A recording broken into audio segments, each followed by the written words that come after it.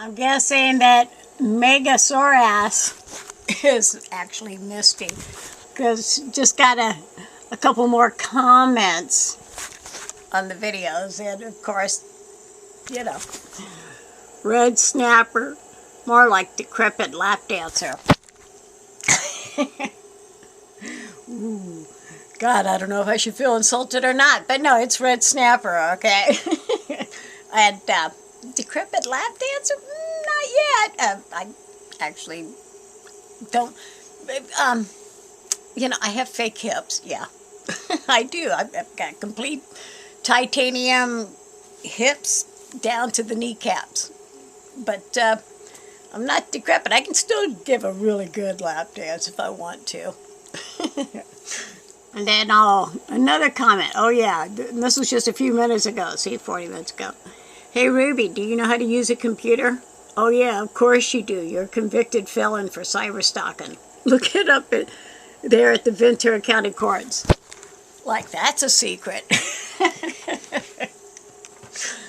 Yeah, I do know how to use a computer, and I'm using one right now because even though I pled guilty to get out of jail because I didn't want to look at a bunch of women because I love men, so I pled guilty to get out of jail because I sat there for 7 months because I had been arrested for telling the truth on my personal website about my boyfriend at the time, who pretended, you know, to be my boyfriend, who was, you know, actually married, leading a double life, okay? And so I demanded an apology from him on my website. He got a little upset, so he gave a little bit of cash to the Simi Valley Police Department for advice on how to deal with it. And then he gave a little bit of cash to the Ventura County District Attorney's Office for a little more advice. And their advice was to claim he was in fear for his life in order to be able to arrest me. And they did. They arrested me as I was dropping my son off at school. And, well, you know, the news was on it. They followed the story for the entire time I was in jail. And after I pled guilty, all of a sudden I'm no longer a danger. They let me out of jail within a week. And after that I had to sue for legal malpractice and wrongful arrest and false imprisonment. And I proved that my lawyer, excuse me, not me, my lawyer, who's also the same lawyer I have now, he proved that I did not factually commit a crime. And as the judge put it, even though it's been proven here today, Miss Kelly, that you did not factually commit a crime by telling the truth on your personal website, unfortunately, you did plead guilty to get out of jail. And even though you're the first person to ever be arrested for demanding an apology on the internet, the fact remains you're not the first person to plead guilty to get out of jail, to not lose, you know, what's in your life as far as your kids, and lose your job, or lose your home, or lose anything. Everybody pleads guilty to get out of jail. And actually, they're correct. A lot of people plead guilty to get out of jail. But that's okay. As the judge put it, everything was wiped clean. I don't have anything on record anymore as far as being a convicted cyber stalker. You know, it was deemed actually extortion because I said, if you don't tell the truth, I'm going to tell everybody the truth. And I did on my personal website. So, but it wasn't slander. It wasn't a civil suit because I was telling the truth. There was no deception there, except for my boyfriend. He deceived me. He pretended to be my boyfriend for a long time. He lived in my apartment, rent-free, for 7 years in Las Vegas, okay? While his wife was out shopping. So, yeah. But that was 20 years ago. And I've had no other problems with the police since then. I survived it, and I learned a valuable lesson.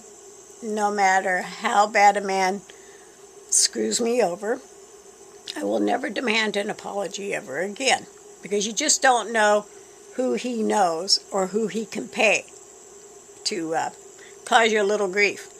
And so yeah, head over to the Ventura County Courthouse, type in Robin Kelly, and you'll see what transpired. Or you can just go to my website, thepoliticsofjimday.com, and you'll see what transpired from start to finish. So, yeah, I'm allowed to use a computer again because I didn't factually break the law when I did use my computer and tell the truth. On my personal website, it's called a blog.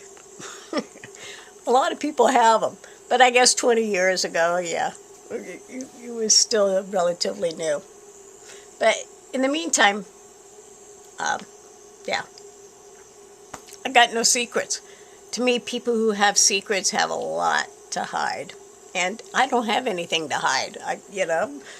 Sorry, but no one's going to make me feel bad because of the fact that I got arrested 20 years ago when I shouldn't have. Okay, so mega SoreAss. I came to this page, and actually it doesn't look like Misty. It's got vaping happening, and this person right here, I don't know. I think maybe that's actually Derek. I could be wrong. This was like 4 years ago this video was uploaded. So one thing is certain. The feud between my neighbor and I is between my neighbor and I, and there's no reason for her to keep dragging other people into it because I've done nothing to that woman other than try to collect the money she owes me.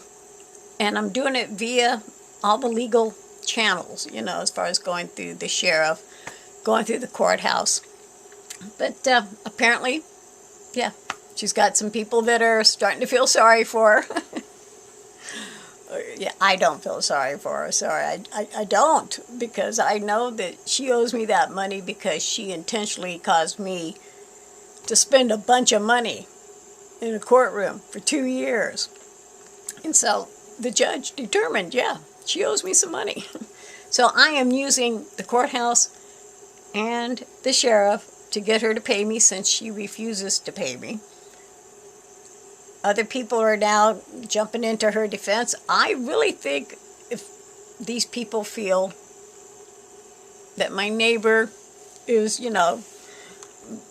I guess, being attacked by me, or somehow that I'm a bad person because I'm trying to collect on a debt, nothing prevents these people, her friends, everybody needs a friend, okay? But nobody needs to come after me because of what she did, all right? Or because of what she owes me. I'm not the bad guy. But if everybody feels that she's a victim and they really want to help her and they just hate seeing her so in such a pickle, okay, you want to believe she's a victim, go right ahead. I've got no problems with that. Everybody learns their lesson eventually in life. But start a GoFundMe page. Or just pay off her debt because you're her friend. Because you feel sorry for her. And really, as soon as I get notified by the sheriff that that debt's been paid, I will take that lien off her house. I will quit sending the sheriff over to her house. I will quit sending the sheriff to the bank. But in the meantime, if you're not going to pay off her debt, leave me alone, all right? Because you need to talk to the person that owes me the money. And if not, talk to the sheriff.